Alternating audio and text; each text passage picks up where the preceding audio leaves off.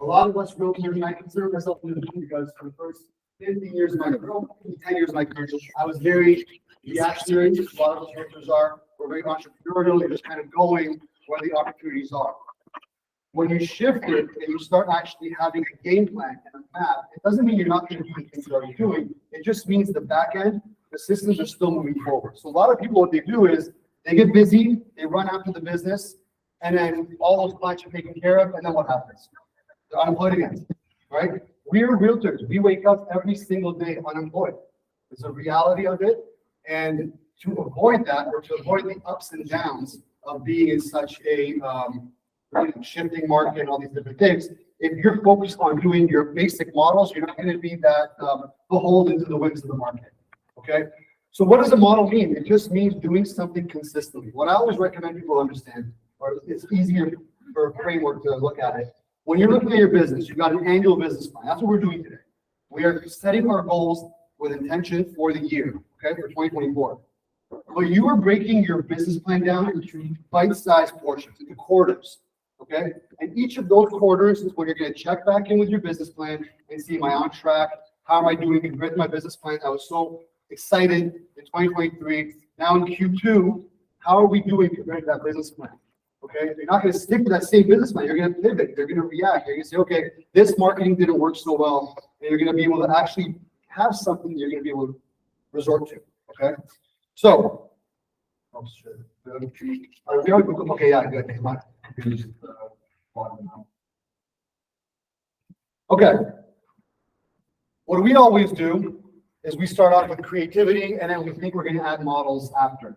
Guys, the creativity aspect of the business is what's the beautiful part about being in real estate. We all get to put our own personal touches, our branding, our twists, the things that we want to do differently. That's fantastic.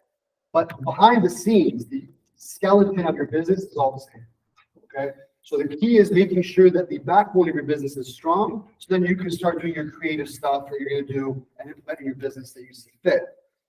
This is a really good example. We're all in real estate. The deeper your foundation goes, the better your systems are, the higher your building's going to go.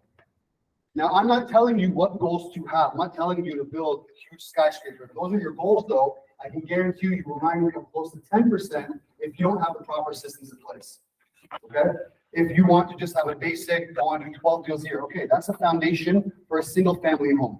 You can establish those systems pretty easily, right? But the more complex and bigger that your company is going to be, the deeper your foundations and systems have to be, okay? Do not get disheartened if you feel as though it's a lot of work. That's life.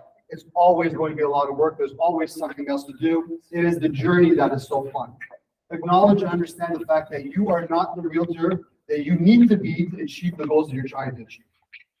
Okay? Because a lot of people get frustrated with these systems and they say, oh, I have so much to do. A quick question, if you can clarify the difference between models and systems. Models basically are systems. Okay. Basically, you know, if you're doing something on a model, you make an expected action with an expected reaction. Okay? So, for example, the easiest model for us to understand, lead generation. Okay, I'm jumping ahead, but just to answer that. If I talk to 100 people, what am I expecting to get out of that?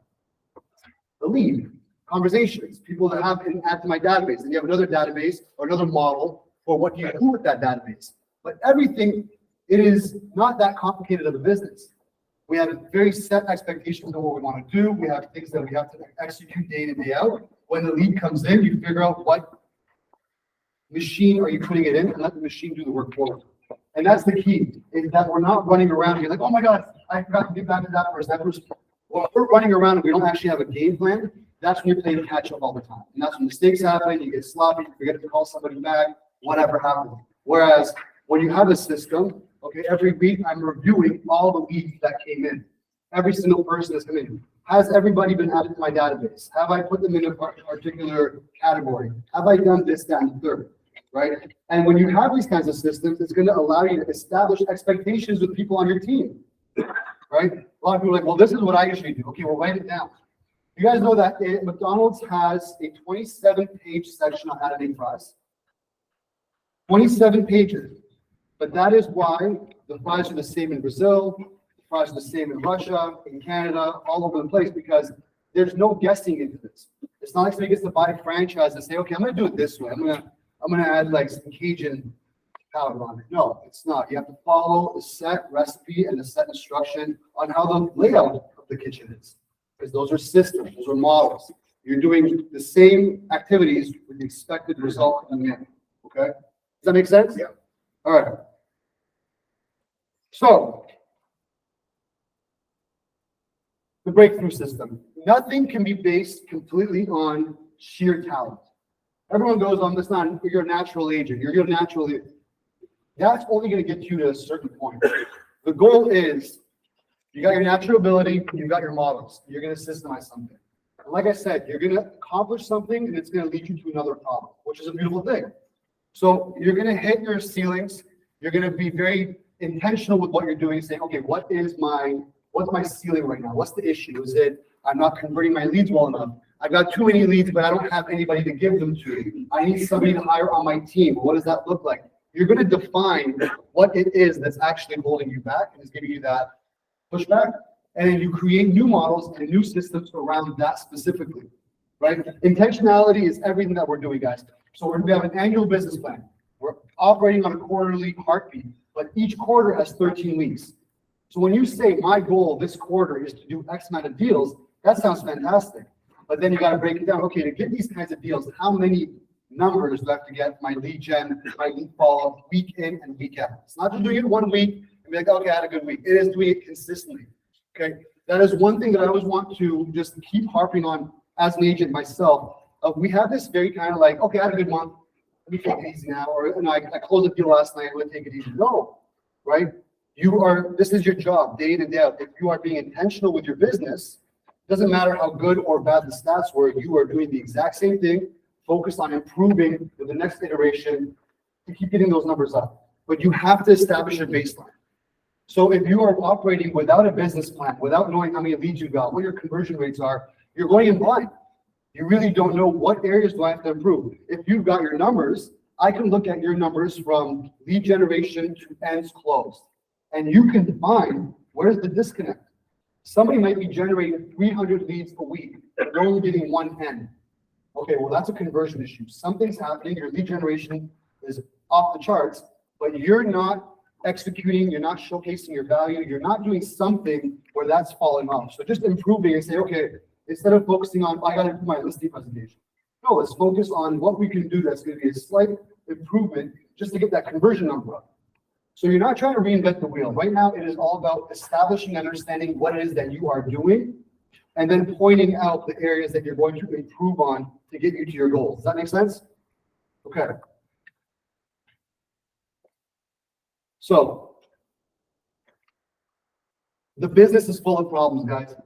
Look, I'm here as a TL. My goal genuinely is to help you guys better your careers. I love real estate, I love the business, and I love realtors because I understand you guys because I am one. But one thing that just frustrates me to no end, when I have a call with somebody and all they're doing is complaining. The person turned me down for a listing, they went with a commission cut or whatever. That's the business, guys. You're walking through the jungle. You're 100% commission-based business. Toughen up, right? It's going to be hard. And when you solve one problem, you got another one coming up. So acknowledge that, right? As long as you don't have health issues and your family's good, you got a bed to sleep in at nighttime, all this is a game. Have fun with the game and keep playing and make sure your player is getting better, okay? But the bigger you get, the more problems you're going to have, right? It's just a part of life. You don't want the big problems, then don't do the lead gen, don't make money, and you'll be fine, right? So, section 2, models and mindset. So mindset is the most important thing, okay? Mindset is, it is the one, like if you don't have a good mindset, you're setting yourself up for failure, right? You have to understand and acknowledge a bunch of realities of what you're dealing with to allow you to deal with the frustrations and the difficulties of running a business, of being a real estate agent. It is a very tough racket. 30% of us turn over every single year. 1/3 turn over and give up their license. That's no joke, right? But if you're doing well, you get rewarded well for it. If you're really good at what you do, and you operate your business and you take it seriously, okay? And when I say take it seriously, I mean, how does a Fortune 500 company operate? Do you think they don't have a business plan? And they're just kind of like, well, let's see what leads called me today, or what deal fell in my lap. Oh yeah, my friend's sister, decided to buy and sell a house with us. I got lucky, I fell in my lap. No, you're intentional. You're building that out. If you did that last quarter, you're like, okay, how can I repeat this for the next quarter? Okay? Some myth understandings. I don't need them. They limit my freedom. They're just opinions. They won't work for me. These are all false. Even if you are extremely busy without systems, just imagine how much more efficient you would be if you took the guessing out of your business. If you just, Monday morning, okay, this person's got to do that. I've got to do this. This has got to do that. Boom, boom, boom. It's all written out for you. It's a blueprint. You're just following. It's a recipe, right? It might feel very, it might feel nice, but I don't need a system. But that's egotistical. That means you're selling yourself short, and you're not going to reach your full potential. Hands down, okay? The sooner you implement systems, the sooner you understand that this is here to help you run your business. At the end of the day, systems are going to allow you to service your clients better. So if you know there's something out there that's going to allow you to service your clients better and you're not doing it, you don't deserve to be at the top of it. Because I can guarantee you the top agents, the top teams have systems and they're super systemized. Now, how deep you want to go with those systems, it's up to you. At the end of the day, again, it comes down to execution. So it doesn't matter how nice your systems are and your business plan. If you're not lead generating, lead following up, it means nothing. So all of this means nothing. I'm going to keep repeating that every single unit we go through because it's that important, is you have to do the work.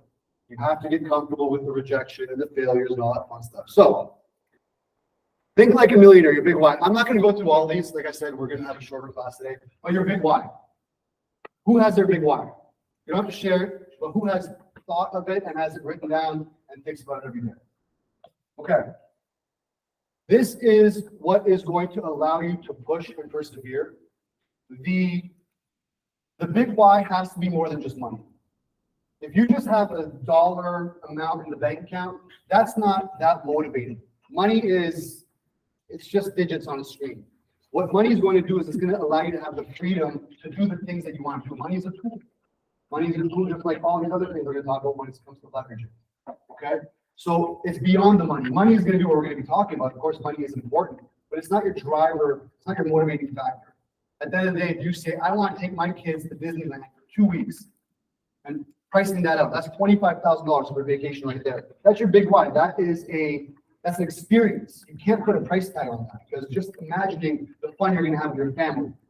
The motivation and the fear of not accomplishing that has to be greater than the fear of actually doing the work. Does that make sense? Not even the fear of it, just the work and the amount of time and preparation it takes to actually do good at what you're doing. Because it's very frustrating business. You're going to get rejected literally 100 times a day.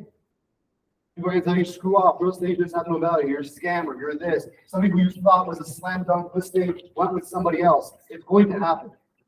You're going to acknowledge that, but at the end of the day, are you going to remember the rejection on your deathbed? No, you're going to remember the memories and things that you did with your family. And this is why we're in this business, guys, right? Nobody decides to be a real estate agent to make so-so money. You can make so-so money with a lot more consistency, not as much rejection, and not as much ups and downs that we deal with. So it has to be worth it, right? So if you have your big why, whatever it is, it's all up to you guys. And there's nobody telling you what your big why is right or wrong. It's your big why, and your big why can change, right? So figure that out. Allow that to kind of be at the top of your mind, because every time you're going to make a decision, every time you're going to do something, every time you're going to say, I don't feel like lead genning today.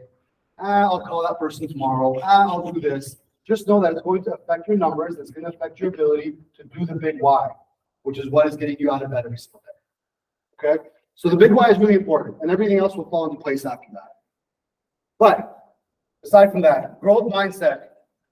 If you hear yourself saying, I don't need it, I already know this, you're erring on this, something you should be cautious of. At the end of the day, we have to all acknowledge that this is a forever growth industry. I don't care how many awards you got, how much GCI you've made, you can always be better. You can always continue to grow. You can always find better ways to service your clients. You can always find better ways to give value to the people you deal with.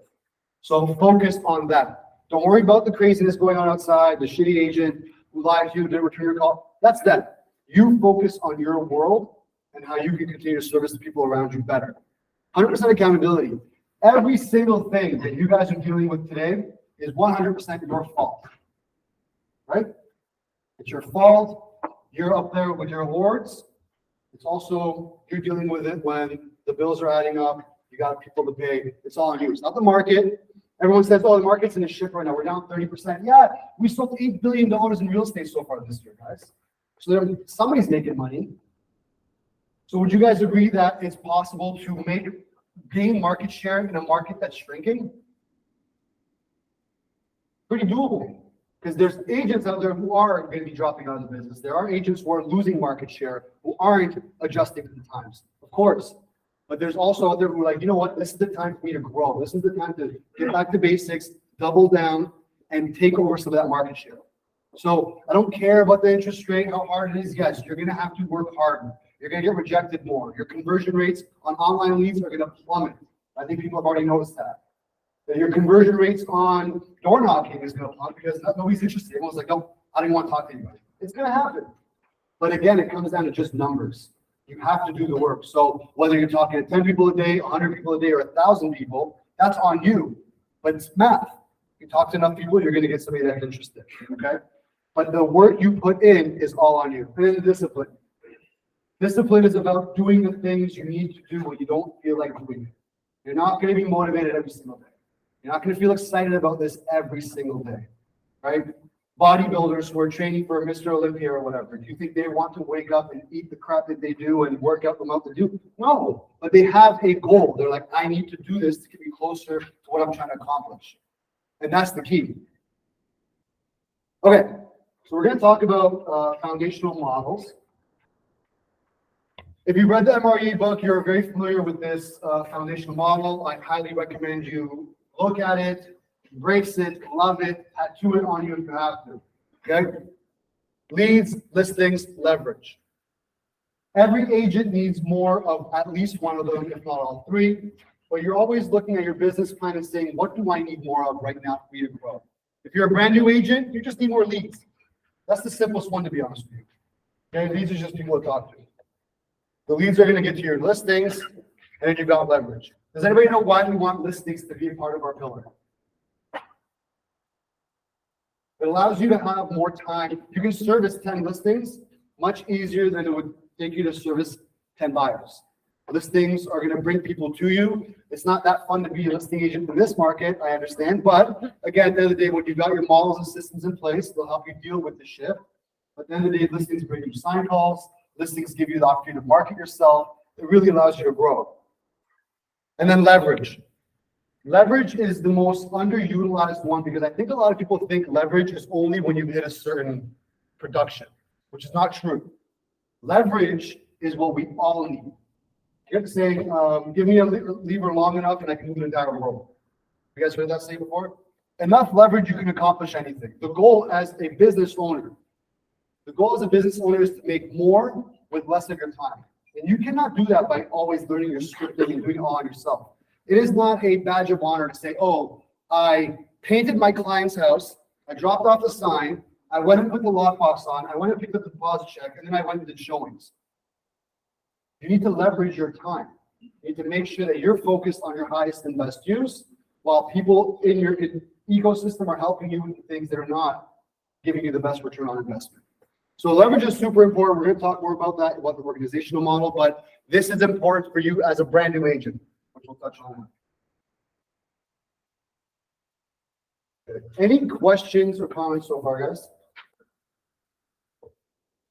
This is one I added here. This is my favorite one because when I talk to people, I really like to kind of get in perspective as to where they're at on this chart.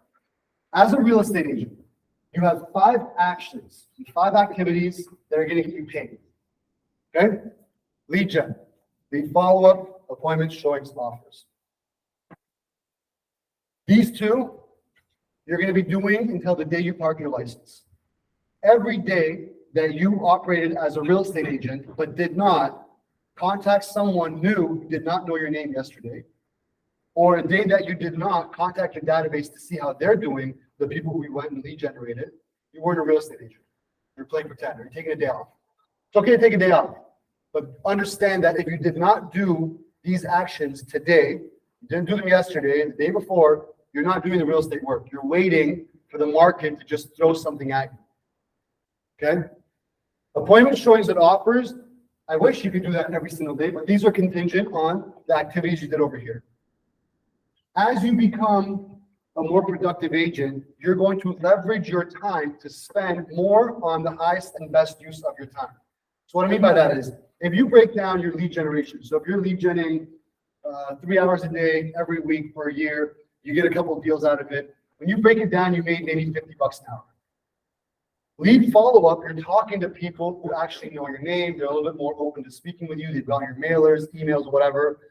And you actually calculate the amount of deals you got from all the calls you made in your lead, your database. Your income earned is a higher per hour rate. Does that make sense? As you get higher up this list, your hourly wage is going to get bigger. So your goal is to be an agent that's literally just doing offers. Imagine doing only offers and you had a team that did everything else for you. Okay? Because when you think about it, when you do an offer, how many hours are you actually spending negotiating an offer? Hour or 2. So when you break down your hourly wage on an offer, it's like $10,000 an hour. Okay, so your goal is going to be identifying where your focus is at and having a team that's going to allow you to leverage your time out. Everything outside of this is not your problem. If you're a new agent, you're like, I don't have the money, I don't have the budget. I get it. We've all been new agents before. So you do that outside stuff in the morning, at night, non-income producing hours. But when somebody says, I'm so busy, I went and dropped off a sign, I did this, I did that, but they didn't do any of the income producing activities, you weren't a real estate agent that day. You were an admin. There is no pride in trying to do it all yourself. Imagine going to a lawyer's office that answers the phone, does their own paperwork, and then meets with you as well. What would you think about that operation? Like, something's not, you want a team that's professional, that is meant to do what they're very good at. Because then you're going to have a much more smoother operation. And that's what I want you guys to kind of consider it. But if you have to, because budget constraints, you're a solo agent, you're new, I understand. But do everything outside of those hours, not when you're supposed to be lead generating and following up. If you don't have any clients today and your pipeline is empty, 8 hours of your day, minimum. Like, I really don't understand what else you're doing if you have no clients, should be spent doing lead gen and lead follow-up. If you're not doing these two, but you're complaining about business, you're complaining because you just want work to fall in your lap. This is the reality of it, right? So when I'm talking about models and mentality, like, get used to rejection. Guys, people that say, I hate being rejected. In sales, get used to it. It's going to happen. You're stuck at level one. You're worried about rejection when you haven't even figured out that there's a huge other game out there. Rejection is the least of your worries. Okay? And at the end of the day, no one's out to hurt your feelings. They're not rejecting you because they're you. They're rejecting you because you don't offer the value that they feel is worthwhile to choose you as their agent. So again, back to accountability. That's on you to figure out, how do I bring more value to these people? That it's not even a question that they're going to use me as their agent. Right? But again, all comes down to us. Lead gen, lead follow, appointment showings, offers. If you focus 40 hours a week and you actually break down your weekly and you're honest with yourself, and you say, okay, I did 3 showings, didn't go anywhere. I put in 1 offer, didn't go anywhere. And I did 1 CMA. The rest of your week should be lead follow. Okay, I touched base on everyone in my database. I've only got 200 people in my database. Cool. So you did all the higher income producing activities, not focused on lead gen. Door knock, cold call, DM, I don't care what it is, but your job as a 100% commission-based agent is to always find new business. It is a reality of it. You get used to it. You're waking up every single day unemployed. So the whole I'm afraid of rejection stuff doesn't work. So we're going to talk about these different models moving forward. Any ahas, anything anybody wants to point out, any questions before we jump into the next section? Again, this book, the PDF, is on your Google Drive that I shared with you guys. If you don't have a hard copy, that's fine. You have a digital copy. I'm telling you, add it to your business plan as something you're going to read weekly. You don't have to read the whole book. The QR code, when you scan it, everyone has to request access to it. Perfect. Request, yeah, you don't need it right now. Request it and I'll approve. I'll get everybody in there. Okay, yes. I just love, like you said, like, if you have a building business right now, you should be getting 8 hours a day. I just want to hear from other people like us. What do you guys think? How do you guys feel about the 8 hours a day lead gen? Right? I feel like because we're self-employed or running our own business, that people take for granted the fact that actually work. And when you come into real estate, sometimes your mindset around what it's supposed to look like for you, it's like, oh, I can finish when I want, start when I want, all the things. And then you get accustomed to not doing 8 hours. But if you went to work for someone else, you're probably working 6 to 8 hours. So why do we treat ourselves like that? Because we're our own bosses. Nobody's. Just repeat for the people on the phone Okay. what the statement was. Oh, we just gotta work hard and you gotta lead gen every single day, because if you're your own boss, at the end of the day, you have to be accountable to somebody. You have to be accountable to yourself. If you don't have the team leader that you're on a team with, right, you are accountable to yourself. So that's another question we're gonna ask ourselves today, and when you're working on these business plans, is who are you gonna be accountable to? If you don't have a TL that you report to, who's the loved one that you're gonna report to? Because that's the big why you promised them. They're gonna say, next year, we're going to this trip, we're gonna do this together. You're not gonna let them down, right? But accountability is key. And guys, I don't understand what else there is to do, right? I would sit 8 hours a day, Mojo dialing. Just watching YouTube videos and dialing, because I have nothing else to do.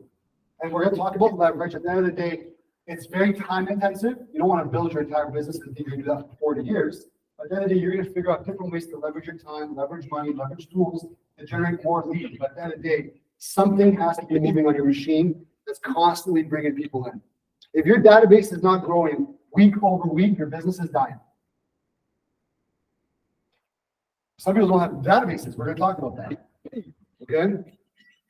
Actually, we'll talk about that. If you don't have a database, make sure you compile a list of at least 201. We got this thing called Club 201 at KW.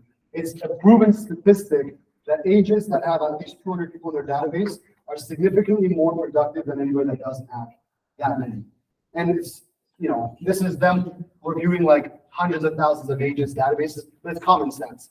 At the end of the day, it doesn't matter how much lead gen you do, if you're not following up with them and touching base with them and staying top of mind with them, it's going nowhere. The lead gen is not going to be like, you're going to knock on the door and be like, I want to sell my house to you right now. Thank you for everything. Here you go. You just come in and tell me what you want me to do. It's not going to work like that. All you're doing is identifying people in the general market that you can potentially service down the road, right? So lead gen is just to get a name, throw it in your database, and then service that database and making sure that you're touching them consistently, providing value. Okay, and you're not going to send every single person in your database the exact same thing. You're going to categorize them and showcase value specifically. If you've got a buyer lead, you're not going to send them listing material, right? You're going to figure out who is in your database and what kind of messaging you can send to those people. Okay, economic model. So this is the engine that runs every single business. Every business has this, okay? So this is just a very generic version. I don't want you guys to fill this out right now. I want you to focus more on working on these business models and business plans later on. But at the end of the day, it's a really good way of giving you a clear snapshot of what it is you're expecting and how you're going to get there. My favorite is when somebody new comes in and you just love them. They're just so excited about what they're going to do. And like, I'm going to do 50 ends this year. 50 ends puts you like top 10 in their region. But they're going to do 50 ends. It's like, okay, let's break this down and how you're going to get those 50 ends. Well, what do you have to do? Okay, you got your operating expenses, you got your cost of sales, you got your total GCI that you need. What's your average commission amount? How many ends are you going to do? How many buyers versus how many sellers? And then for each of those, you want to figure out the marketing that you're doing to go out there to find those actual clients, right? So it gives you a nice detailed breakdown as to, what you need to accomplish to get the money that you're looking for. So this is tied in directly to your big why. So with the big why, what else I want you guys to do, come up with a number in your head. All your debt, your annual expenses, plus something nice that you want to like splurge to treat yourself and your family. Maybe it's a new kitchen, a renovation, a vacation, whatever it is. I want you to get that number and put it all together. You don't have to do it right now, but that is your net income goal. And then to get to understanding where your business plan is going to start off with, you're going to get your net income goal and you're going to divide it by 0.4. So 40% of your GCI is what you're taking home. So if I want to make $100,000 take home before taxes, I need to do $250,000 in sales. Okay. Now, because a lot of people, I want to make $100,000 next year. Yeah, well, you did 4 ends. It's $100,000. Are you taking home $100,000? No. You've got your cap, you've got expenses, DREB, RICO, all these things. That's whittling it away.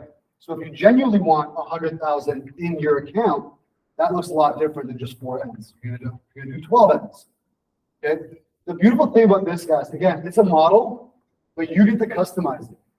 When I was really producing, I did not look at buyers. My model was 95% of the sell side.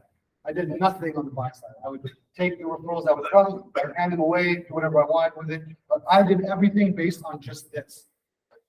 You might be a buyer agent on a team and you don't actually have anything to do on the seller side. Okay, great. So work on the buyer side. It is customizable to you and your goals. Nobody can tell you your business plan is right or wrong. It is for you to decide on what your goals are and how you're going to accomplish them.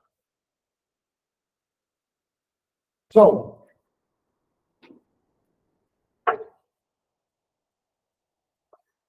your goal is to invest in your business, review your performance, and then review the outcome of what you're getting from that. And you're always going to be iterating and improving it and figuring out how can you make the conversions a lot better. I'm going to give you a really basic example. When I first started cold calling, I literally did not talk. I would say, hi, it's Jacob from Keller Williams. Have you thought about buying or selling your house in the next 6 months?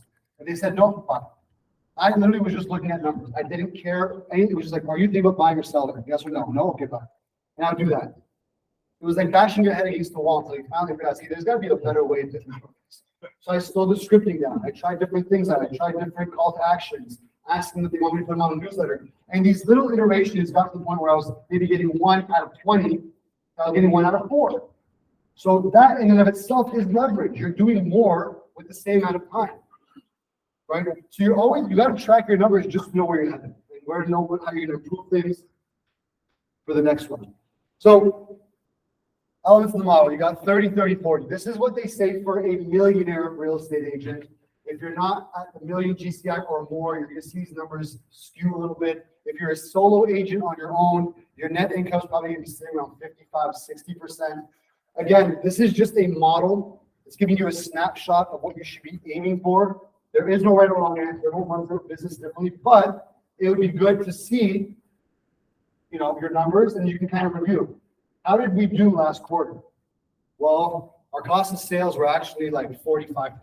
Well, okay, what happened there? How can we work on putting that in line, right? It just allows you to understand what your benchmarks are and pivot and reassess and reevaluate. Okay. So the economic model, it's a basic framework.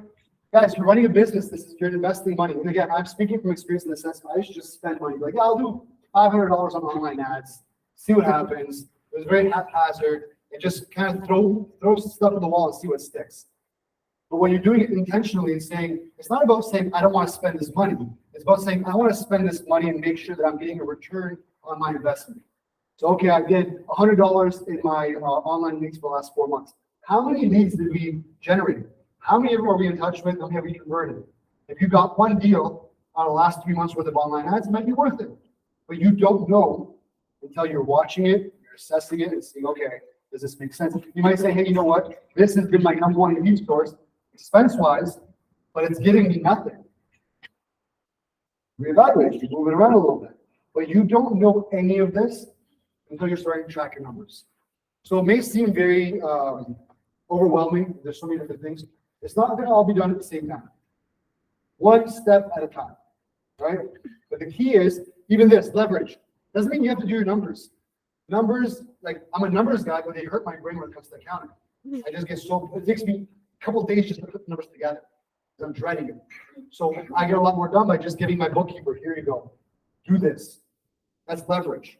You're giving somebody time or their money to do something so I can focus on what I'm good at. Okay? So if you're not a numbers person, you don't have to be. It's a little bit of expense, but it's very, very worthwhile. Conversion rates. So again, it's not just about the leads that we're generating. It's about how much are we converting, because again, you're always going to be trying to improve these numbers.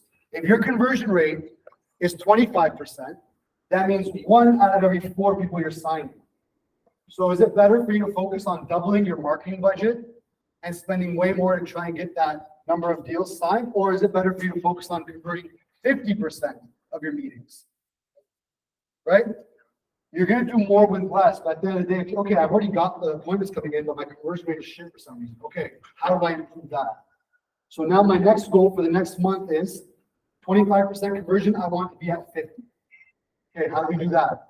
Okay, and you start doing different things, different objectives. Okay, next month when I'm going on an appointment, I'm going to work on my value proposition. I'm going to work on my scripting. I'm going to ask for a close a lot earlier. Whatever. but it has to be top of mind. The team and you have to be talking about it to be aware of what the goals are. Okay? But the conversion rates are extremely important. Without your conversion rate, like who knows their conversion rate on listing appointments? 1, 2. Okay. Who knows their conversion rate on buyer appointments? Right? If you're not going on enough to have a conversion rate, that's another issue. Right? So the goal is get more appointments, get in front of more people, give you your value proposition, show them how you can help them, allow them to make a decision, understand that when they don't choose you, like when somebody says, oh, my conversion rate's 100%, you're not going on enough appointments, right? 100% means you're just going to appointments that is a family member giving you a name, and you're like, okay, they're closing. It's still good, but your conversion rate shouldn't be 100%. Is there a tracking system that you uses? KW uses command. So I'm to track conversions, I believe. Now again, guys, I've only been back in KW for 2 months now, and I'm not very well versed on command. I recommend going to those classes. They you can check Yeah, conversion rates. all in your opportunities, you can track when it becomes a deal and hold it there. Yeah. Or very basic, I'm a Google Sheets guy. You can track everything on Google Sheets, right? The key is understanding what are your KPIs, key performance indicators. Everything that you're doing, regardless of what your job is, you could be a TL, you could be a listing specialist, you could be a buyer agent, whatever it is, you have specific KPIs that is going to dictate, are you doing your job well or not? My role as a TL, my KPI is growth. So that is the metric that I'm obsessed with now because I need to make sure that number is growing. If you're a listing agent, listing appointments, listing sign, ends. Those are the 3 KPIs. And everything that you're doing every day should be focused on helping those numbers. If you're a buyer agent, buyer appointments, showings, offers.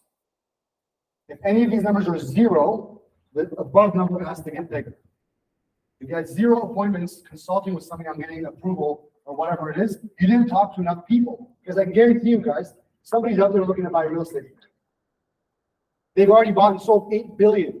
$8 billion on the buy and sell. That's $16 billion in commissions. Right? The pie is out there.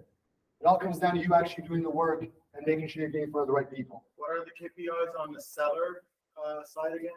So seller side, it would be, I would say ends, listing sold, listing signed, CMAs.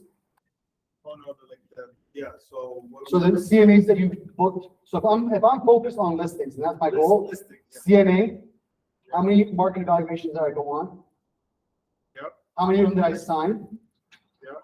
How many of them did I sell? So that's right here. Listing appointments, listings taken, listings sold. Oh, Okay? Now, when I would go on listing appointments, I was so desperate for appointments. My value prop before was like, I don't even care if you're moving right now. I just want to meet with you to see if, I can help you understand like what updates to make or whatever. I just want to get in the door. So my appointments listings taken was abysmal because I was talking to a lot of people that weren't really that motivated. I just want to get those numbers. Then as you get your numbers, like, okay, I'm only converting 10%. How do I get those numbers up? Then you take your activities that you're already doing and you point them towards somebody that's going to be a little bit more interested in what service you're offering now. So then as I got busier, I was like, okay, I'm only meeting with people 30 to 60, 90 days out. So you're just always reassessing and seeing where the disconnect is and what activity you can implement immediately to change those numbers. But none of this works unless you're tracking your numbers, guys. And it doesn't have to be complicated. I'm telling you, if you're a solo agent, it may seem very overwhelming. If you're a solo agent and you're new in the business, contacts, leads generated, appointments. That's it. Your database has to grow every single week. Touch that database with value. See how you can help them. Repeat. Day in, day out. Over and over again. Good.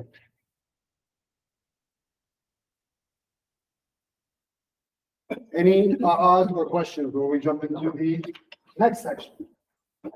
Okay, lead generation. This is my favorite part of the models. Lead generation, again, is something that a lot of people are not comfortable with, but you have to change your mentality. You have to shift your framework lead gen is important. Imagine being a hunter but saying, I don't want to go hunting. Or being a fisherman and not going fishing. Or being a gold miner but not going prospecting. It's impossible. You are maybe going to have one deal fall in your lap. At the end of the day, you have to go get it. Like, that is simply put, lead generation is important. Every single day, somebody new who didn't know your name today needs to know your name. Somebody from the public needs to know who you are that didn't know who you were the day before. Now, the lead gen model is connected to your economic model. The economic model told us how many appointments we need to get.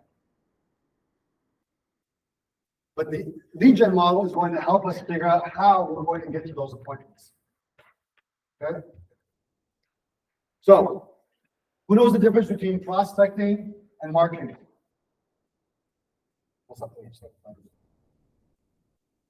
Okay? A lot of us, what we do as realtors, we want to focus on the marketing. Our faces out there. We get to advertise. It's much easier. No one's telling you to piss off because they saw your advertisement. They just kind of ignore it. Whereas prospecting is a little bit more time intensive. You deal with a lot more rejection. So it's easier to do this. And I'm speaking from experience, guys. I took out a friggin' bus ad. My face was on the back of a bus. Okay? 22 years old. I've never prospected a day in my life, but I put $10,000 onto a bus ad. Be like, don't call me. No. Prospecting first. This is what the granite that your business is going to be built on. The foundation of what your business is built on is on prospecting. The marketing is going to be something that's going to complement your business. Okay? It's that creativity aspect that we were talking about earlier. Your systems have to be in place. I don't care what type of lead gen you decide on doing. It's up to you to decide. But you have to decide to do something. Okay? And a lot of people say, I'm going to do open houses as a form of lead gen. In my mind, open houses are not your primary lead gen source. Open houses is an activity that's going to allow you to go do the door knocking and the cold calling and all the marketing around the open house, allowing you to market yourself and prospect. Make sense? So in the book, when you have access to your QR codes, it'll have a list of all the lead generation activities. But if you guys want to throw a couple out there right now, what are your main lead gen activities that you guys are working on right now? Door knocking, okay. What else we got? Networking, okay. Yep. Anyway, cold call here? Okay. How about social media? Okay. When you talk about social media being a form of lead gen, what are you guys doing? Okay. Are you commenting on people, DMing them? Yeah, like direct DMs. Right? Somebody liked your post, an advertisement, you can DM them. Prospecting is a conversation. It is two ways. It's not just putting a message out there and be like, look, I'm prospecting. That's not prospecting. Okay? So your goal is however it is. And your basic is door knocking because you're going to their house, you're a real estate agent. Don't be scared of that. There's a lot of opportunity in door knocking. Door knocking, cold calling is not as successful these days because of the do not call list. Social media, there's so many different ways, guys. But at the end of the day, you have to decide how many people you want to prospect every single day. This is a fundamental pillar. Your business is, if this is 0, every other number in your business is more than likely going to be extremely small. Fair? So you have to decide what it is, and don't get yourself frustrated by having a bunch of different things. Everyone's going to have their one thing, but you should have one lead gen technique that you just kill. And you do it day in and day out. We're going to talk about it. You should have 3 or 4 sources, but there should be one that is just your go-to. Right? So there we go. 82% of business comes from 4 sources or less, but 3 pillars, more than enough. But the important thing is it has to be done. So if you're not doing lead gen, guys, I'm going to harp on this because it's that important, because it still blows my mind how many people are dealing with a shifting market that aren't lead gen. And they're complaining. If you're doing this business course or business clinic right now and you're not going to lead gen, it's fairy tales. It's playing pretend. Right? Because at the end of the day, it means nothing if you're not actually having the conversations. Embrace rejection. They're not rejecting you. It's nothing personal. They might not be in the market for a house. They might not want to pick you, even though they're in the market for a house. It's okay. There's going to be somebody out there looking for services that's going to mesh well with what you're offering. And as you get better, your offer is going to get better. You're going to appeal to more people. But you have to start with something. Action and activity creates momentum. But you're not going to theorize your way to being a top producing team if you're not out there doing the work every single day. Okay? So, this is what we were talking about, the lead gen model and then your database. So, who here has a database? Okay? Who here contacts their database on a consistent campaign basis? Okay. For those of you who don't, no problem. What I want you to do, this is a little exercise. When you're working on your business plan stuff, I want you to compartmentalize your database into a variety of different categories, however you may see fit. Everyone's got different ones. Mine is residential past clients, so people who I've actually worked with, they know me really well, I consider them friends. CMAs, these are people that have shown interest in selling a house, I've been in their home, giving them an evaluation. And then buyers. That's it, I've got 3 categories. And I do my marketing campaigns for all of them. If one of them puts their hands up, they respond, they laugh, or they hit unsubscribe, whatever it is, but you keep it moving. You have an annual campaign, at the end of the day, break it down to quarters. So the MRE book recommends anywhere from 33 to 36 touches. Break that down to quarter. So you've got 9 touches a quarter. How do you get to 9 touches in a quarter? You got 3 emails with a market update. You can do, if you know their house, that's 3 mailers, that's 3 more touches. 1 touch if you're going to call or text them. 1 event, right? You got 8 there.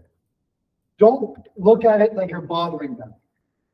You're not bothering them. You're a professional. You're offering a service. You're providing a value. Somebody who's a psychopath is going to scream at you for calling and checking on them. You don't want them as a client anyways. They just weed themselves out. Thank you for letting me know I don't want to work for you.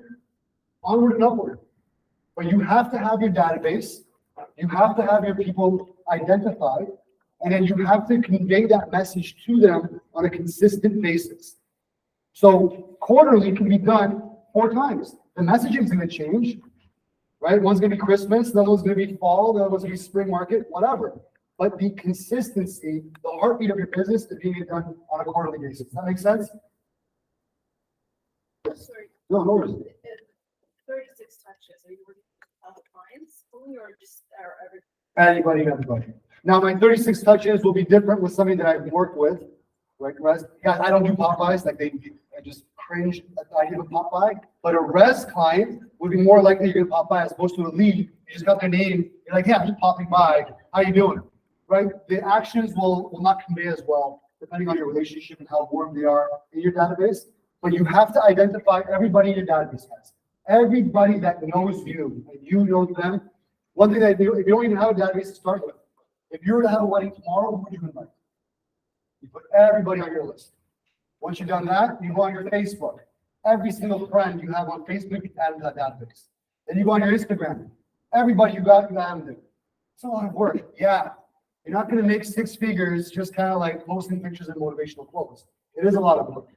Okay? But when you do it, it's going to reward you. So your database is there. I guarantee you guys have 500 people on your Instagram, easy. Plus another few hundred people on your Facebook. If you can start with a 1,000-person database, that's 10 hens if you actually hit them properly. Right? It's all right there. You just got to compile it, bring it together, and figure out what is it that the messaging that I'm trying to get across to them. Make sense? Yeah, so what they've got here for the model, they've got 2 different things. They've also got, they're considering a database as your farm. So your farm area, yep. I'm just saying, question is just past clients, but there's people that have my database that I've never transacted, but they've heard of it. So when you do that, there's people as well, like not getting them.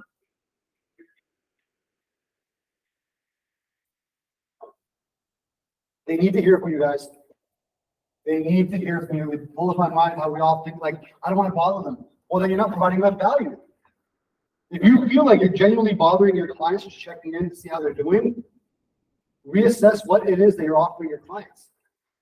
Hey, Joe, how's it going? You know, the market's kind of tough right now. I know. Do you have any questions?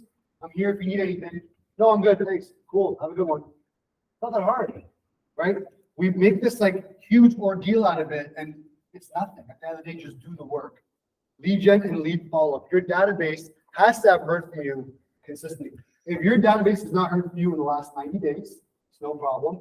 What I want you to do is when you compile your database, I want you to reach out to them and say, hey, I've been missing in action. I want to apologize. It's been really hectic, but you know, now I want to make sure you understand that I'm here to provide you value. I'm your real estate agent. I'm your realtor of choice. I'm your neighborhood realtor, whatever it is. I'm going to be touching base from time to time. Just checking in to see if you need anything. No problem. If you don't need anything, I'm here. I'm going to update you with some market stats from time to time as well. If you have any questions, at least you know who to reach out to. Does that sound good? Yeah, it sounds fantastic. How many people are going to say no to that? That, hey, if you need anything, I'm here to help you. They're not, right? So it is integral, guys. I don't care. Like, again, I wish I had this before because I would just lead gen. I just wanted more leads. I was obsessed with leads. I want more leads. But I wouldn't touch them. I wouldn't follow up with them. I wouldn't call them. It was just like, what am I doing here? So when I looked at my database and I was like, holy shit, my lead gen numbers are huge, but my database numbers are garbage. Okay, lead gen, put on a baseline, focus that attention on the database to figure out how I'm going to make those numbers go up. It's never going to be done. You're never going to be like, the business is perfect. Right? There's always going to be something to improve and work on and iterate, and that's the beauty of it. Okay? Any questions, comments, ahas? No? Cool. Okay. So, lead gen traps, guys, avoiding the word. It is just so common sense, but we all do it. If you're not doing the lead gen, if you're not working, if your database is not growing, if your database doesn't hear from you on a consistent basis, you're not doing your job. You are setting yourself up for failure. It's not going to be pretty for you, right? At the end of the day, guys, we're in a shifting market now. Yes, the market is shifted, but we have over $8 billion worth of activity in the market happening right now. Who is the one that's going to get that call? The agent who hasn't reached out to their database to touch base to see how they're doing, updating them with market numbers, or the one who has been contacting them for a year straight, seeing how you're doing, what's going on, how can I help you? A couple of points. You had made a comment earlier about how many users are leaving. If you look back in the last 2 or 3 years, you've lost a lot of agents.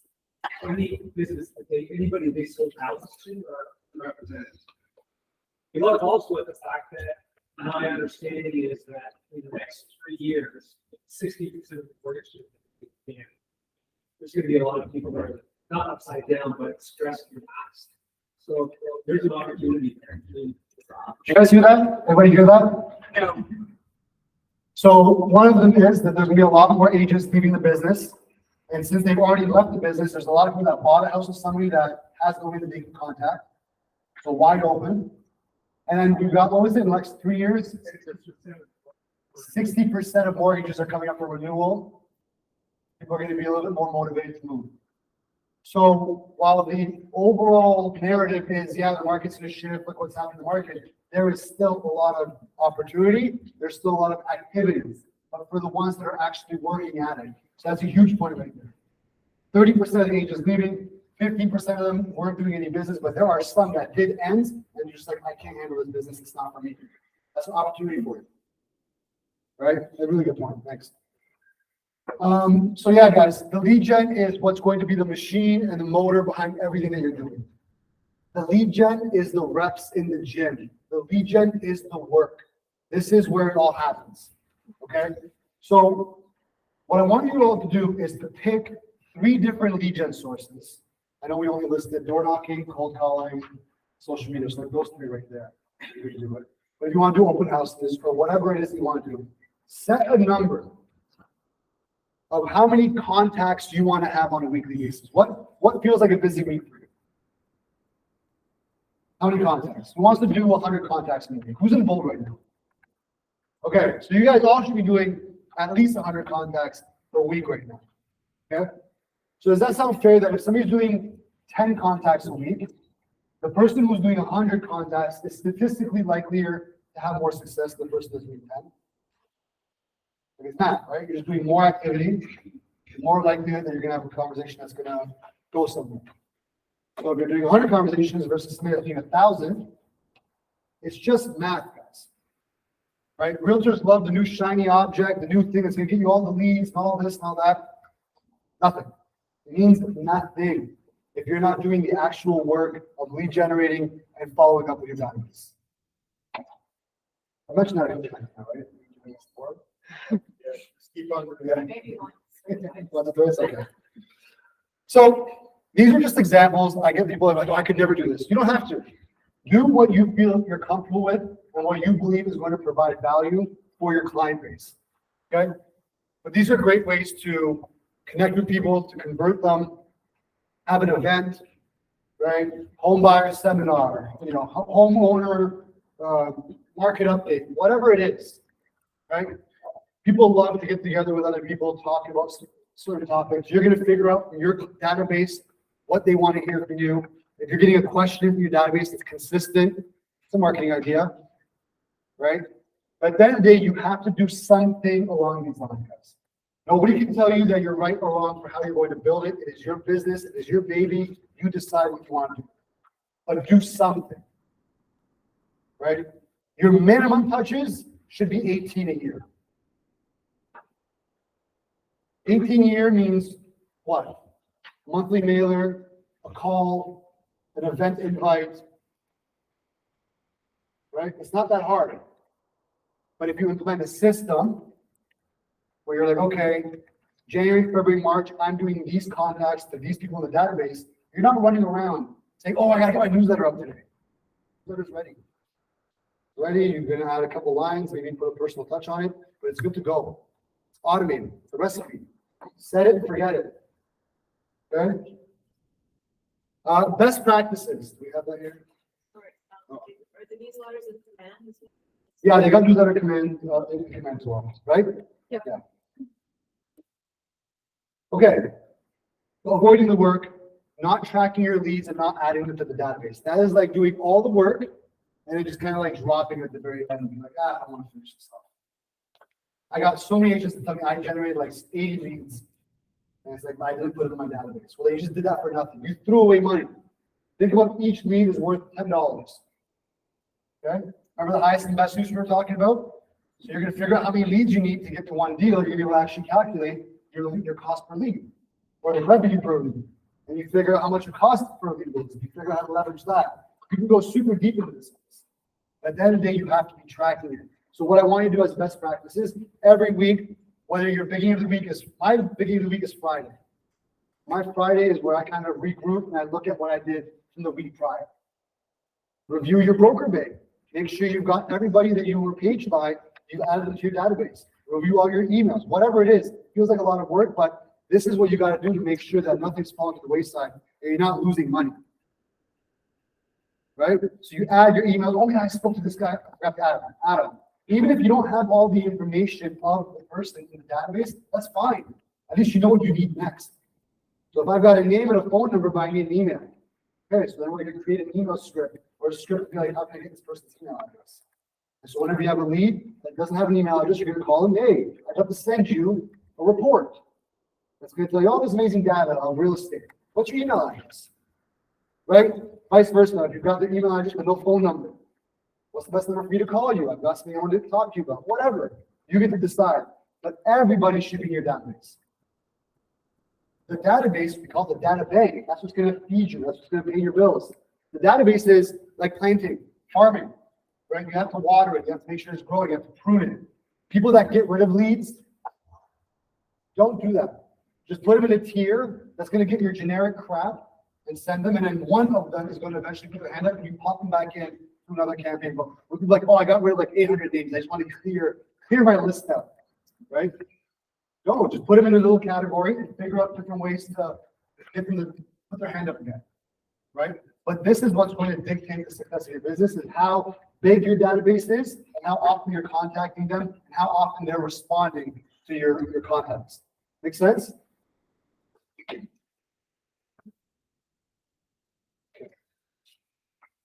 So I'm gonna, if everybody, we go back to that QR code. I'm gonna give you guys access to it now.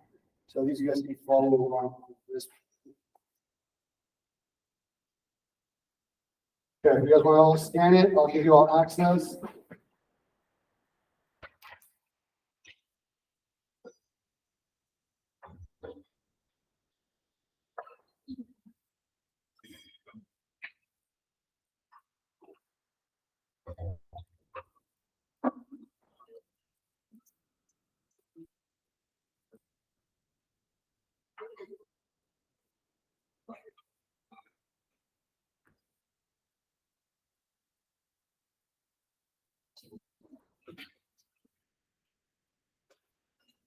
So this business plan, I've got set up in a bunch of different folders. Most of them are empty for you to kind of plug and play as you go. But you've got the content for the business planning clinic as well. You've got the PDF for the millionaire real estate agent in there. Okay. I want this to be your template that you're going to build your business plan on.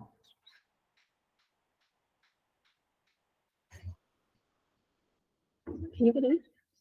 Did you make the Google Drive shareable? No, I'm sure I'm approving everyone's. Well, okay, it would have been easier if I just did it. But yeah, I'll send you the. I'll send you.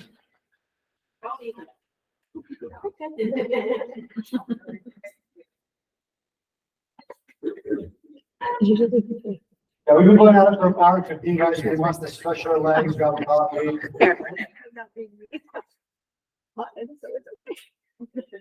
I did not. No.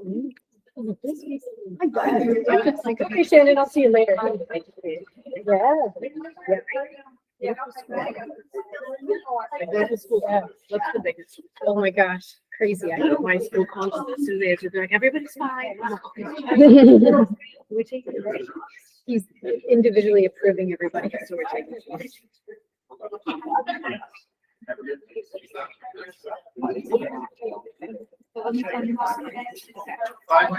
Yeah, on it, great guys. Just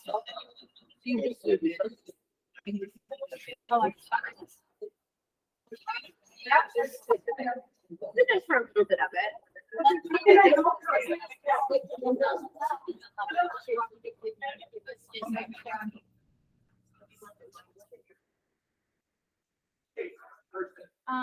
you want me to tell them?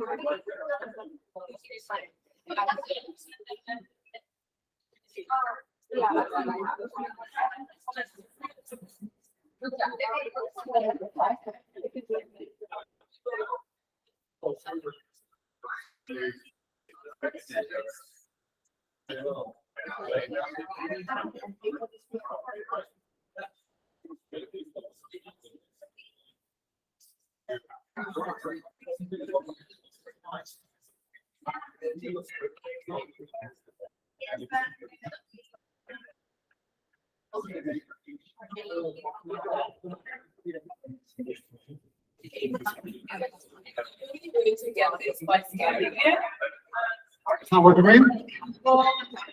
I'm trying to choose the way to your information. I can do, I'll send you an access.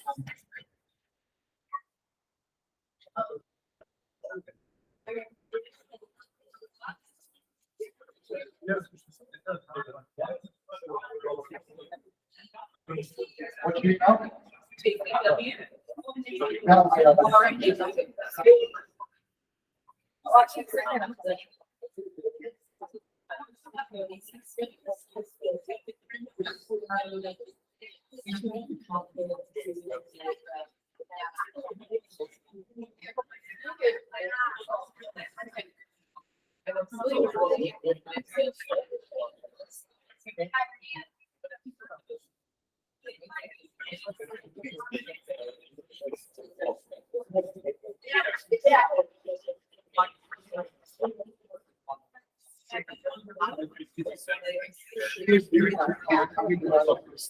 Here's what it's for. You need help, I'm trying to work like.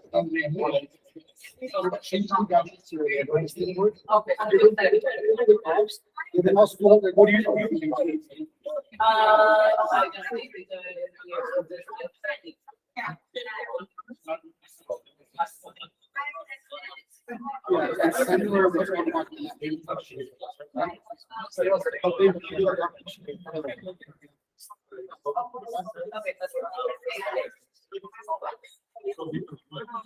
How long do we have? I don't know. Need a cookie.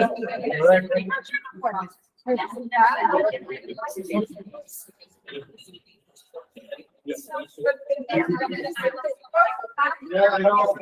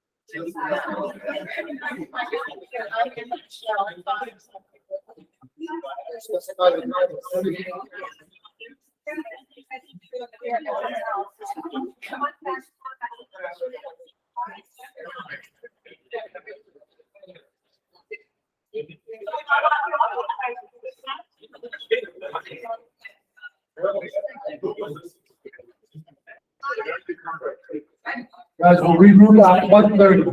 1:30. 7 more minutes? 7 more minutes.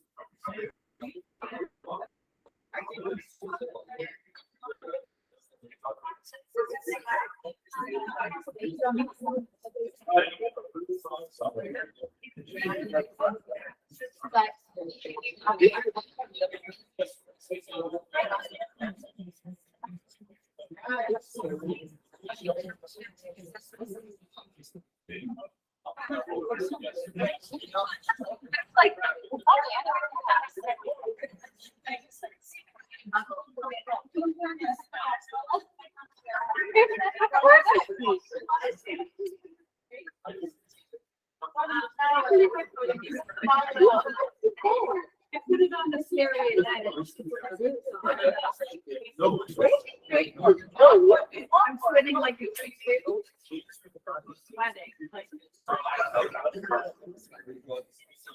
And I usually get here, check my bag, I go to the messages from my computer.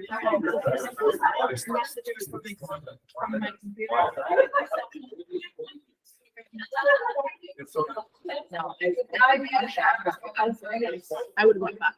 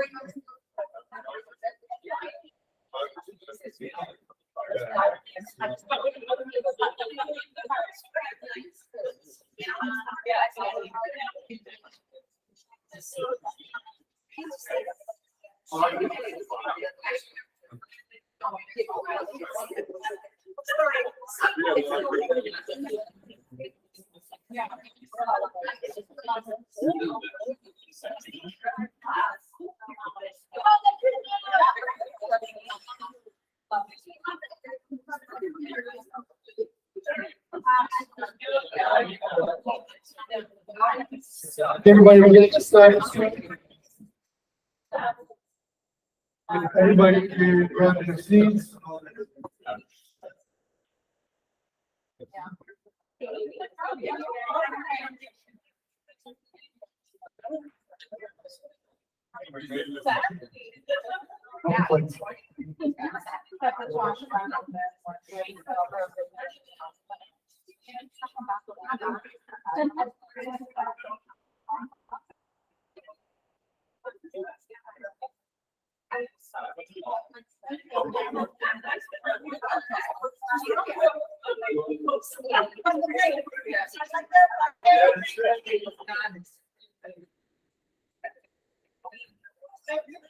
Yalla guys, come on guys. I'm there. I got a lot to cover.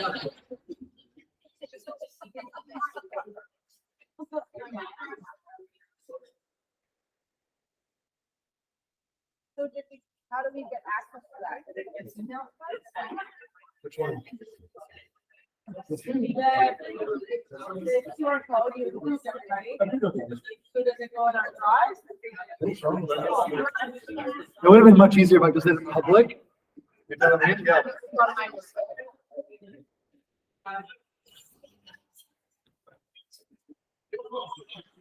All right, we're gonna get started.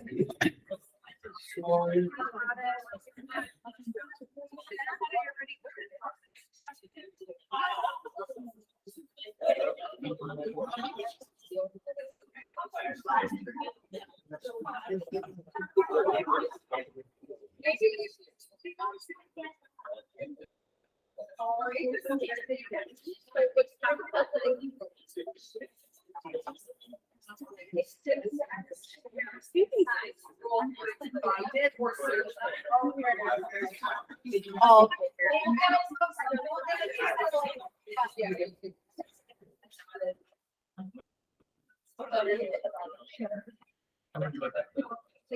So one thing I forgot to mention when we were talking about the lead gen stuff, who here has read this book? Anybody? Who knows who Alex Ramossi is? Okay. So I'm gonna do a giveaway today. I have one to give away. I haven't figured out what the giveaway is gonna actually be. I'm gonna do it. Well, I'll figure it out. But guys, if you are you're having a hard time figuring out how to generate leads, or even in this business, there's 3 books that I highly recommend everybody read. Obviously, there's this one, the MREA book, which everyone has a free copy of in your Dropbox or the Google Drive that I shared with you. If you're an analog guy like me, you need a hard copy, let me know. Set me up. The other 2 books, $100 Million Leads and $100 Million Offers by Alex Ramossi. If you read those 2 books and the MREA and actually implement them into your business plan, I can pretty much guarantee that you're going to have a very successful year.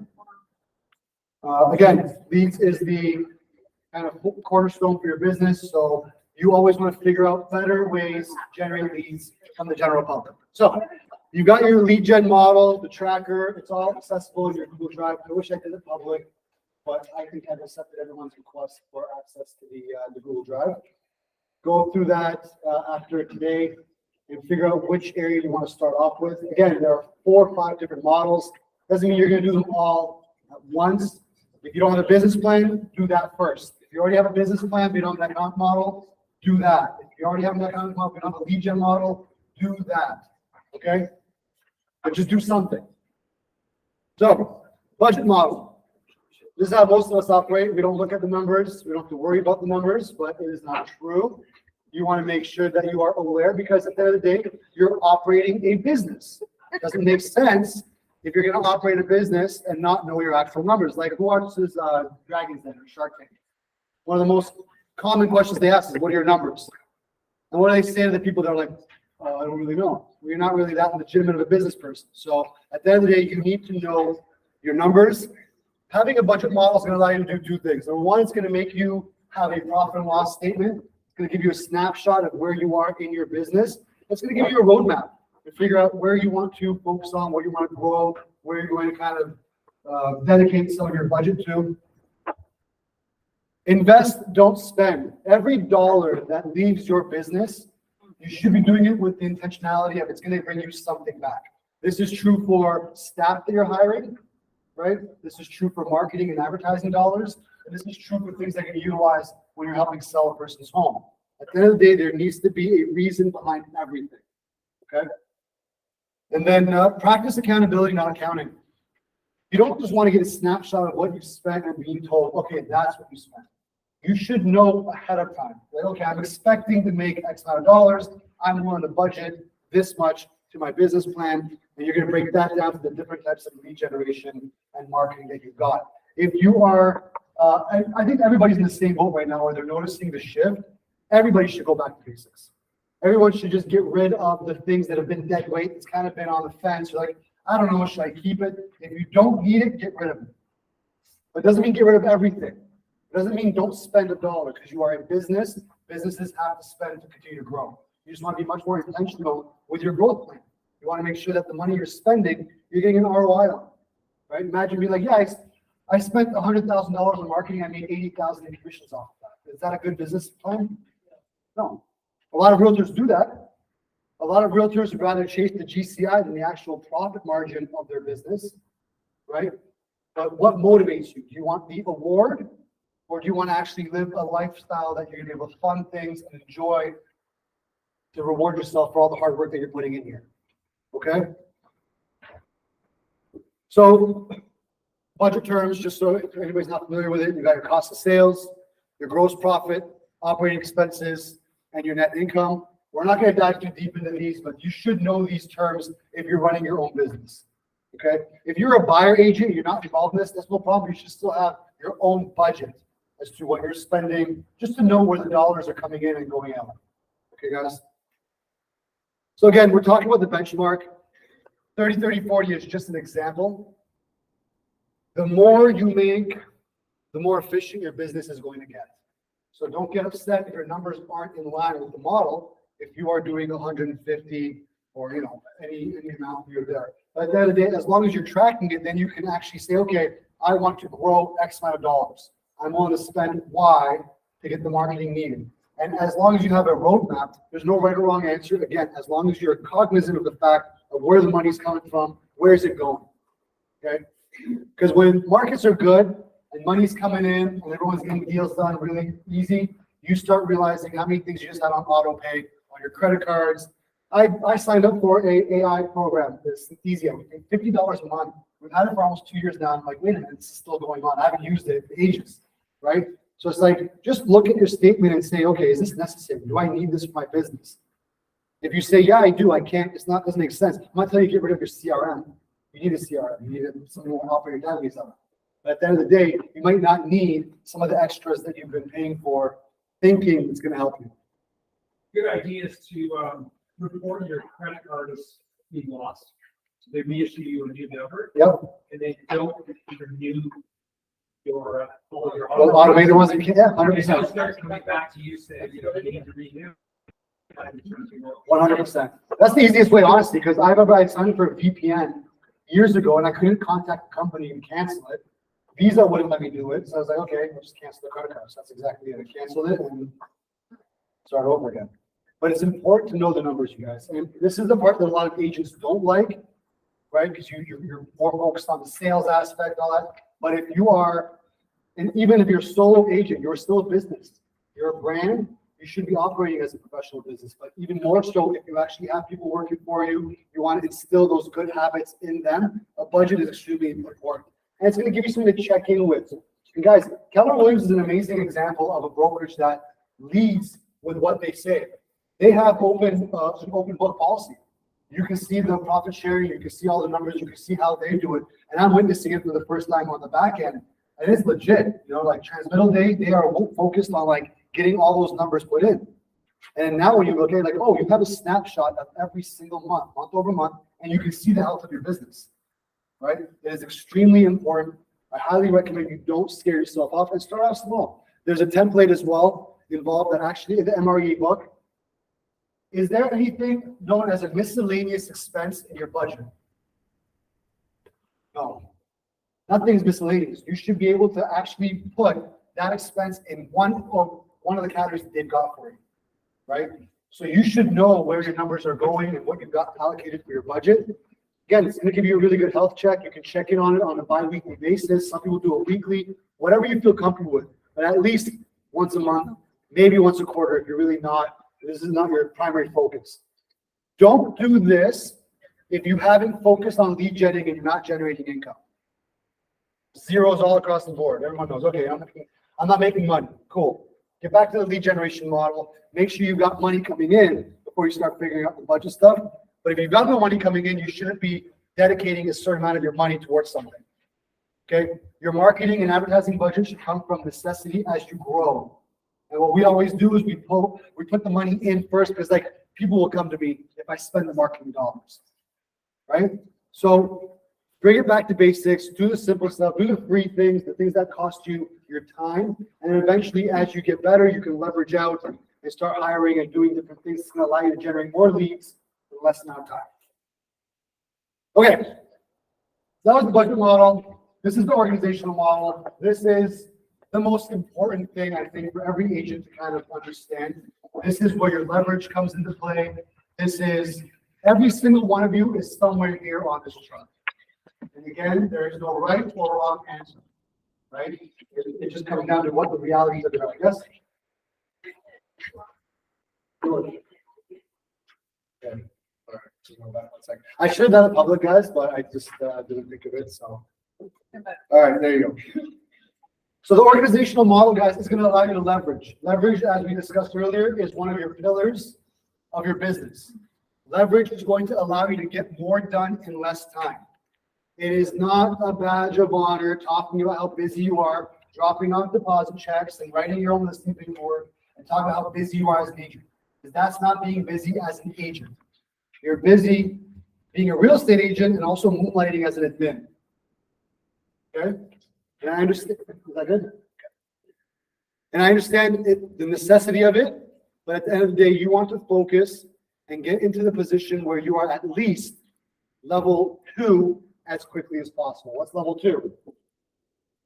So this is you solo. Okay? This is where you're starting out, you're understanding the game, you're figuring out scripting, you're figuring out what kind of lead gen you want to do. You're taking everything in right now. Okay, there's a huge learning curve for this. And some people could be here for a year, 2 years. Again, no right or wrong answer. But this is what you're figuring out. First of all, your mindset and vision has to be right, especially if you're going to hire people. You want to make sure that they're working for somebody that they can actually be led by. Personal productivity, lead generation, your capture, conversion appointments, presentations for buyers and sellers, showings, writing and negotiating, coordinating sales and closing, managing the money. You're wearing the hat for everything. The most important hire for you to make is your first admin. A lot of agents make the mistake of hiring out a buyer agent first or whatever, but that means you're doing the creativity stuff, you're doing the soliciting stuff, but your models and your systems aren't set yet. So then you've got 2 unorganized agents. with no systems, no. Okay? Who here has done their disc evaluation? Okay, guys, Keller Williams has amazing tools. Use them. Get a KPA done. Get a disc done. It's not to say it's a pass or fail. It is merely a snapshot of your personality, what your strengths are, what your weaknesses are. Some weaknesses you may decide, that's not me. I don't even want to work on those weaknesses. I'll acknowledge my weaknesses are attention to detail and numbers. If you want paperwork filled in, you're not going to get it from me. It's just not happening. You're going to have me for 6 months until I finally do it. That's a high D personality, right? There's different realtors that have different personalities. So everyone has their strengths and weaknesses, and you want to focus on where you want to double up your time and your efforts on what you're good at, and you're going to bring somebody on board to help you with the things you are not good at. Newsflash, there's nobody here that is good at everything. Fair? Mm-hmm. There's probably a lot of stuff that you're worse at than you're good at. Fair? So why not focus your time on the things that you are good at and bring people on board who will help you with the things you're not so good at. And that's how you're going to grow. That's how you're going to leverage your time. You are not going to meet your maximum potential if you're doing everything. So I encourage anyone who's here to do what they can to get here. If you can't do it because of budgetary reasons, you're not comfortable just yet, no problem. Get this on a part-time basis. Get in the habit of not doing your own paperwork. Get in the habit of not loading your own listing. Get into the habit of it. Because all you're doing is prolonging doing work that you shouldn't be doing. If you have assigned a listing, you did your part as a real estate agent. Remember what we talked about? Lead gen, lead follow, appointments, showings, offers. Paperwork on the listing you signed is not for you. It's for somebody else to do. Because if you're making $100 an hour, does it make sense to do work that could be done for $20 an hour? No. Leverage your time, utilize, and have people that are very good at what they do to be able to help you out. So, again, Keller Williams has amazing courses that will teach you on what you should be looking out for. My hiring process for my first 10 years was abysmal. I would look at the resume, okay, you seem nice, cool, come on board and just figure it out. I would even give them, I'm the most unorganized person. How am I going to tell somebody what to be organized for? Whereas now, it's much more, okay, here's the system. When we sign a new listing, here's what gets done. It's a recipe. Do this. And if their personality traits are in line with what the position is entailing, which you will know if you took the career visioning and you actually get them the filler, risk analysis, the KPA. That's a lot of work, yeah, but so is hiring the wrong person. Right? Fire fast, hire slow. If somebody that's not a good fit, it's not gonna eventually grow into a happy relationship. It's just not a good fit, get rid of it. When you're hiring somebody that you're going to be committing with, make sure you're doing all the due diligence, getting all their personality assessments. And again, the personality assessment is not like they scored this, I'm not going to interview them. No, but it'll give you something to kind of reflect on when you're interviewing them. You can ask them. And the KPIs are pretty important. If you haven't filled one out, guys, send me an email after today. I'd love to send you the link. You can have it for your own resources, but it is very, very helpful. I highly recommend utilizing that when you are adding to your team. KPA, Keller Personality Assessment or Analysis? Assessment. Okay. Right? The disc analysis, is it KW or is that like a 20 Rollins thing? No, it's a different company. Okay. But disc is very good as well, right? Disc will tell you if you're high D, high I, S, or C. There's a variety of different personality traits. It doesn't mean you're not able to do the job. You can have a high S in real estate that does well. If they systemize and do all the things they leverage out, there's no limit to the success you can accomplish in this business. That is the beautiful thing with real estate. Nobody can tell you that you cannot. Nobody's going to stop you from doing any of this except for you. So it's not about saying, well, you don't have the right personality for this. No, if you're willing to put the work in, you can accomplish literally whatever you want, especially when you've got models that are just going to tell you, okay, today's this, do this. Tomorrow, do that. You just do that over and over and over again. And you reassess it and do it over. So a variety of different levels. So you got second level, you got the third level. Again, you're thinking big with your systems. You're succeeding through others. So this is when you're really acknowledging the fact that it's not all about you. Okay? Teamwork makes the dream work. Without a good base of team members that are going to help you accomplish this, you're not going to reach the potential that you actually could. So what you have a lead admin that's in charge of all the nitty gritty, and a transaction coordinator whose main focus is handling the closings, right? Then you got level 4, going too deep in the sense that you're not dealing with the transaction coordinator. You're dealing with one person who has another person reporting to them. Okay? Because again, at the end of the day, your job is to be a real estate agent, right? But as a team leader, you got multiple hats that you're wearing. You want to bring people on that can kind of take more off your plate. Again, leverage. So this is pretty well mapped out, guys. They've interviewed thousands and thousands of agents. It's pretty on point. Highly recommend you try and follow this, not only as a guide, but even as a snapshot. Where are you now on this org chart? Are you level 1, level 2? Are you level 4? Do you want to get to level 7? There is no right or wrong answer, but make this a topic that you're thinking about, maybe quarterly, at least annually, getting a snapshot of what your organization looks like and what you want to look like in the next year to 5 years. 5th level, 6th level, just more people under you. Again, you're leveraging more. Your costs are going to go up, but hopefully, if you're running a proper business, your revenue is going to go up. Okay? And then level 7. This is the goal. This is what we say is the peak of that pyramid, is you're replacing yourself. You are no longer doing all the nitty-gritty stuff. You've got a CEO that is answering to you. You're doing maybe 5 hours worth of work a week, but the machine is still rolling behind you. You've got people in place to make sure what needs to get done is being accomplished consistently, and there's metrics that you're holding them accountable to. This is when you're running a legit business, right? It's not to say you're going to get here overnight, because you're not. But at the end of the day, if you want this to be your goal, if you don't want it to be, but this is what's going to allow you to have an exit plan. Guys, we're in this business for 10, 20, 30 years. You want to have something of substance that you can sell somebody. If you've got a business that's got no systems, leads come and go, you've got nothing tangible, and it's all on you, no real estate is going to pay you money for your database for your business. They're going to say, okay, I'll give you $3 a lead for your database. I'll give you $20 a lead or whatever. They're buying your database off you and they'll tell you see you later. Imagine what you'd be able to sell if I said, here you go. This is my formula. This has everything. This has career visioning. This has our business plan. This has how we execute. This has our lead generation models. This is our lead follow campaigns. This is what our offer and fulfillment looks like. This is what our leveraging our org chart looks like. This is how we stay accountable on our training. And this is my numbers.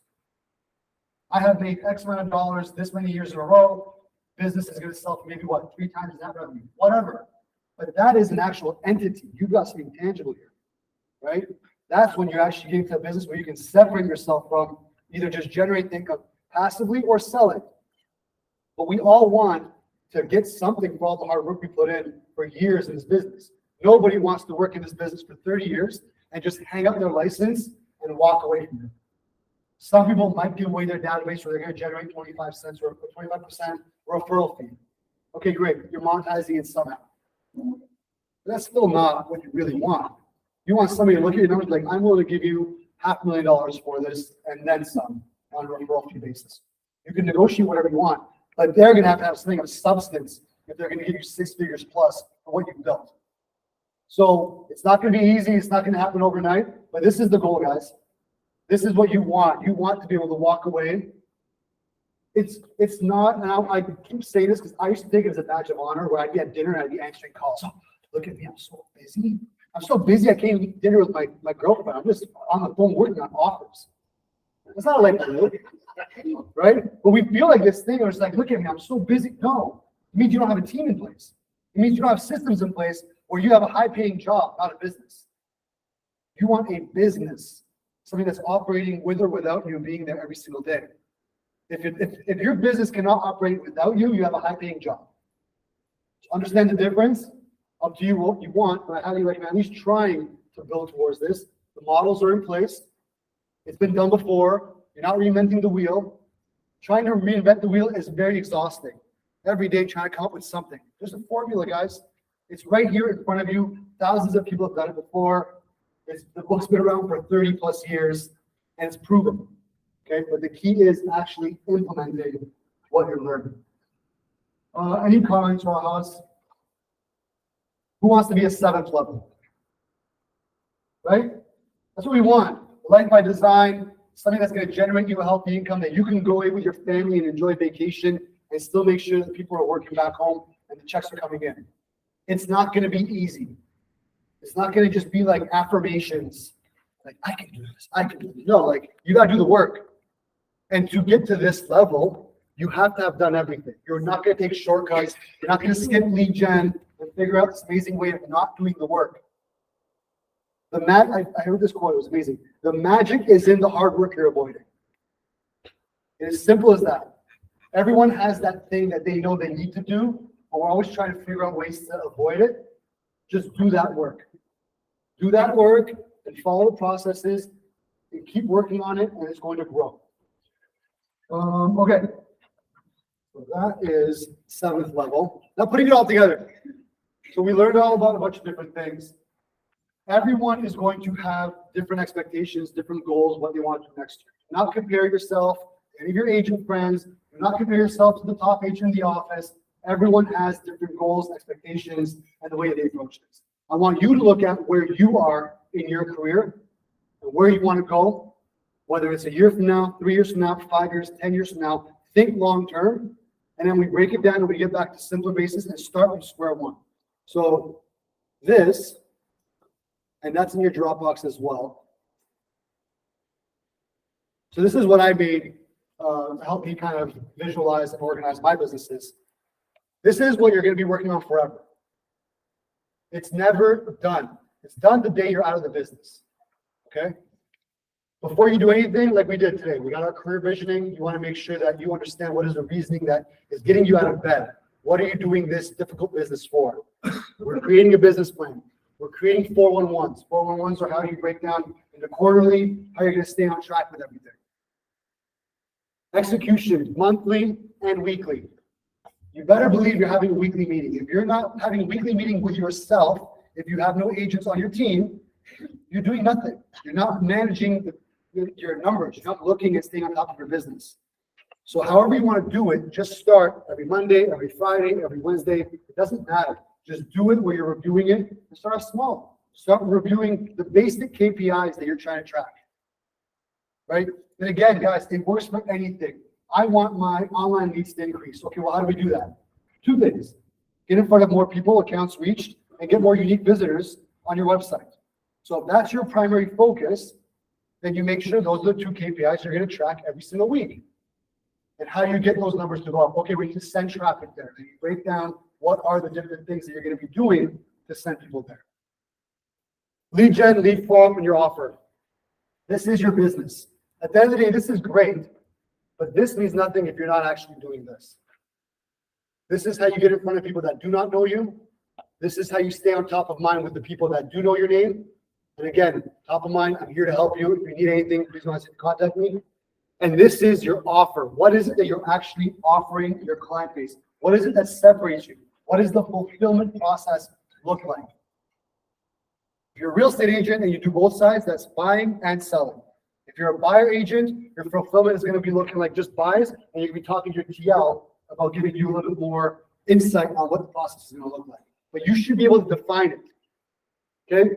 Again, leverage. Who is helping you do what? This is the 7 levels that we were talking about. It's going to start off with you on your own doing everything. But even as a solo agent, you're still not by yourself. You have an entire office that's here to help. You've got an inspector. That's a leverage point. You're not inspecting your own houses, are you? No. You got an accountant. You got a lawyer. You got a transaction coordinator. You got a marketing coordinator. Even if you don't have a full team, your org chart still lists who are you using when the time comes.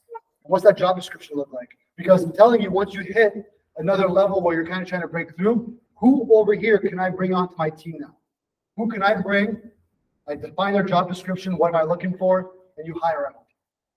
Accountability. Training, guys. Training is something where, health is very important. So is mental health, and so is your training on your career. It has to be top of mind. You have to be able to verbalize with you and your team. What area are you weak in? What area do you want to improve and focus on? Vocalize it, verbalize it. It's going to change. And sometimes it might not even be business related. It might not be sales related. It might actually be like, I want to learn how to be a CEO. I want to take more business classes. I want to learn market, whatever. But you're going to pick out your weak points, and you best believe you have weak points. If you're telling me you don't have weak points, you're not being real with yourself, and your potential is going to be lacking a little bit. Be real with yourself and say, what area do you wish you could get better at? And guys, this ties in. There's some areas where I don't want to get better at it because it's just not interesting to me. So you leverage out. But and how do I increase my highest and best use? How do I make more money per hour with the activities that I'm doing? Okay? And your KPIs, this is what you're tracking on a weekly and monthly basis. I should be able to look at your business plan and I should be able to see, okay, in March, you generated this many leads, and in June, you did more. What activities did you do that increased it? You closed this many ends. And as long as you have more and more numbers and data to go off of, you're going to get a clear snapshot.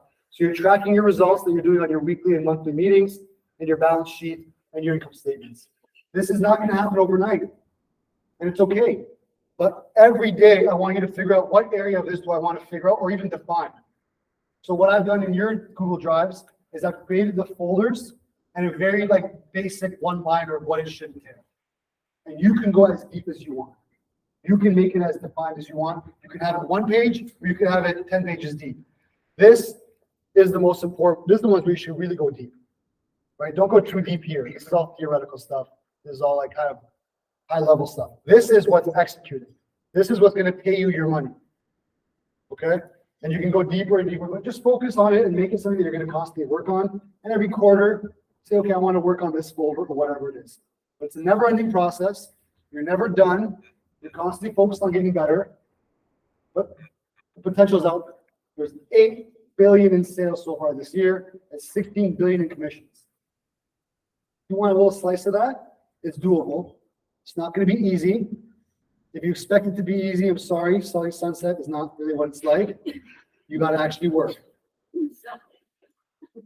Selling Lash.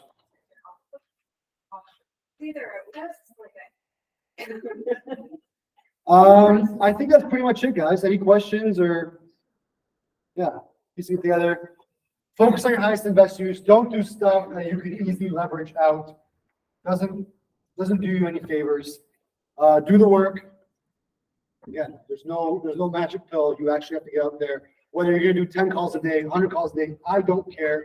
It's all based on your business plan and what you want to accomplish, but you gotta do the work. And create your business plan. Thanks for coming out, guys.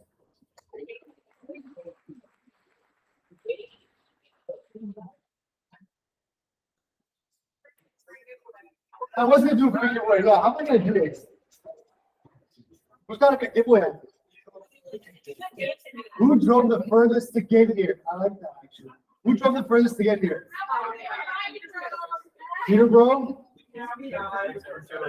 What's Edward County? What's farther?